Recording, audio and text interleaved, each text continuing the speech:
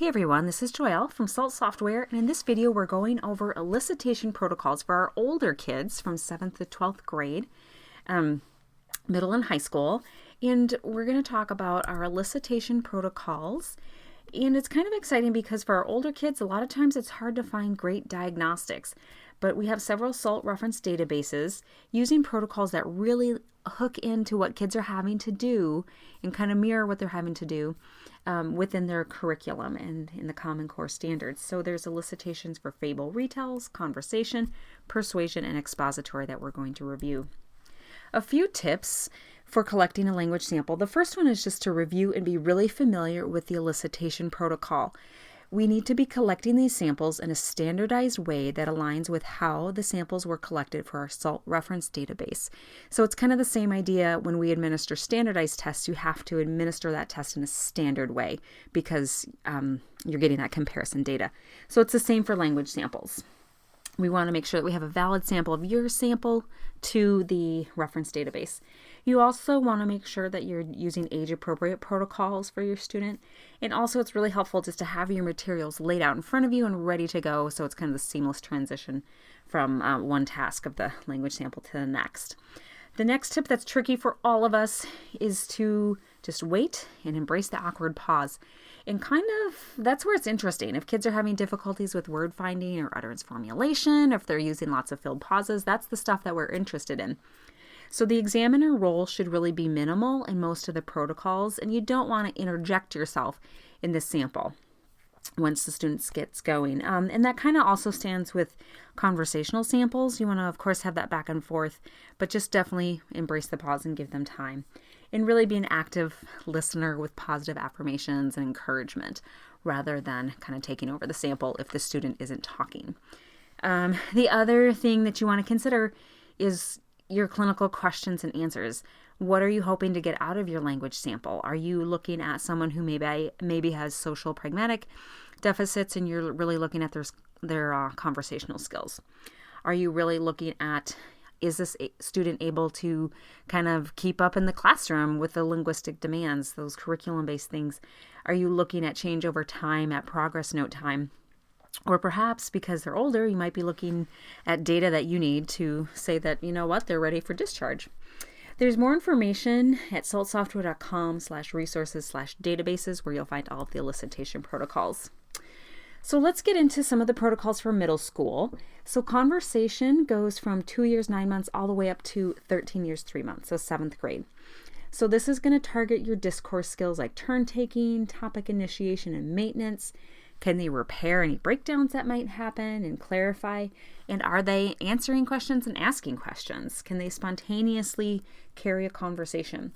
It also looks at their ability to listen attentively and answer questions, limiting interruptions, and just kind of say things that are relevant. Also for middle school, we have the narrative student select story. So this is for 5th and 7th grade. So this one's pretty straightforward. You simply say, can you tell me about your favorite book, TV show, or maybe a movie? So these can be kind of fun because kids can be passionate about a movie and you'll end up getting a really robust narrative sample. So they select it and they tell you all about it. So that one's pretty easy. Again, for 5th and 7th graders. For 8th grade students, we have the Fables database. This was contributed by Marilyn Nippold at the University of Oregon. So how this goes, you can see the picture cards there. They're two-sided. This side that you can see has the fable that they listen to. And then on the other side, they just have the picture. So the kids are going to listen to the fable, and then after the fable is done, they're going to retell it just using the picture. And then there's a set of questions about the fable, like, do you agree with the moral of the story? Can you think of an example where it's better to bend than to break in your life, for example? So they really kind of dig into those critical thinking skills on these fables. And this is for 8th graders. So there's 4 of them. The stag in the pond, the fox and the crow, the dog and his shadow, and then the oak. There's one more there. So these can be great for 8th grade students. Also for middle school, if you're administering the TNL2, so Test of Narrative Language by Gillum and Pearson, there are those narratives in that test. narrative retells and so forth. So you would, of course, just administer the test per their protocol. And then if you want, you can compare the story, you can record the stories that they're doing, the McDonald's, Late for School, and the Aliens, and then compare those to the SALT reference database. And those were collected at the time when they were developing this test. So that's also available. Might be another extra layer of data. If you're already administering that test, might as well record those. And the TNL goes through pre-K through 8th grade. So now kind of that transition of middle school and high school, we have the expository language samples. So what this is they are asked to pretend that they are explaining how to play their favorite game or sport to someone who's never been to this country before. They're given a planning sheet, and this is kind of what it looks like here. And it kind of guides their expository, like the object of the game, what you have to do to get ready, how do you win, and so forth. And then they use this sheet. They can either write words, or we've even had kids do pictures. That's fine. And then they use their prep sheet to tell their expository. I also encourage my kids not to read it. Sometimes they tend to do that, but just to use it to guide them. So don't write down full sentences, just a few little words. And then they would tell you about their favorite game or sport. We also have the expository scoring scheme that looks at the structure and content of their expository. So there's a kind of a rubric that you score, and it will guide you how to score it for did they cover all the topics adequately, like object of the game, strategies, and so forth. There's also the subordination index, which is another analysis that you can complete on your transcript, and that will tell you about clausal density, so syntactic complexity. So it's basically counting clauses per utterance. The expository is appropriate for grades 5, 6, 7, and then all the way 9th through 12th grade. For high school, we also have the persuasion, very similar to the expository. So they have a planning sheet that kind of guides their persuasion sample. And basically, they're told to, persuade means to change someone's mind to your way of thinking about a topic. So they are to pretend that you are an adult who has the power to make that change.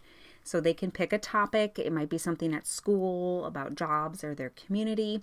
So it might be something like later start time. Try to, pretend I'm the principal. Convince me that we should start school at 9 instead of 7:45 in the morning.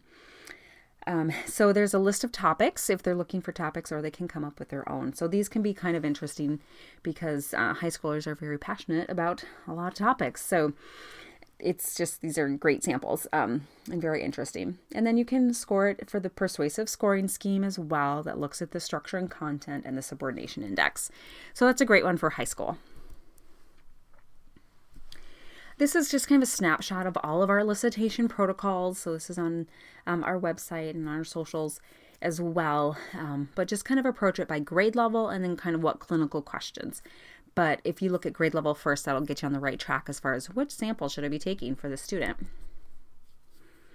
I do want to point out on our website under products, we do have an elicitation kit that basically comes with everything you need if you're working with 7th through 12th graders. So the student selects conversation, the TNL, expository, fables, and persuasion with really nice kits with the laminated cards for the fables, and then also the planning sheets for expository and persuasion. So that might be just an easy way to get the kit, and then you can get up and running. Okay, well, if you have any questions, please feel free to contact us. We love customer service and hearing from all of our people who are using SALT. Thanks for listening.